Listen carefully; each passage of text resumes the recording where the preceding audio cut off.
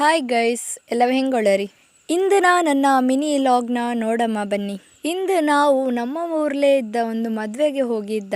ಬನ್ನಿ ತೋರಿಸ್ತೀನಿ ನೋಡಮ್ಮ. ಮದುವೆ ಅಂತೂ ಭಾರಿ ಲಾಯ್ಕಿತ್ತು, ಭಾರಿ ಗ್ರ್ಯಾಂಡ್ ಇತ್ತು. ಮದುಮಗಳು ಮದುಮಗನು ಭಾರಿ ಲಾಯ್ಕಿದ್ದ.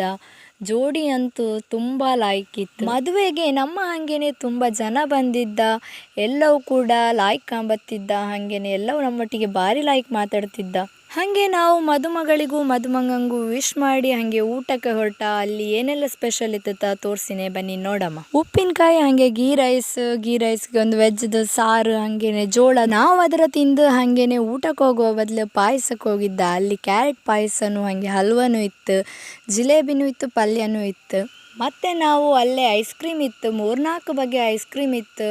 ನಾವು ಅದರಲ್ಲಿ ಪಿಸ್ತನ ತಗೊಂಡು ಅಲ್ಲೇ ತಿಂದು ಮನೆಗೆ ಹೊರಟ. ಇಂದಿನ ನನ್ನ ಮಿನಿ ಲಾಗ್ ಹೆಂಗುಟ್ಟು ತಿಳಿ ಕಮೆಂಟ್ ಮಾಡಿ.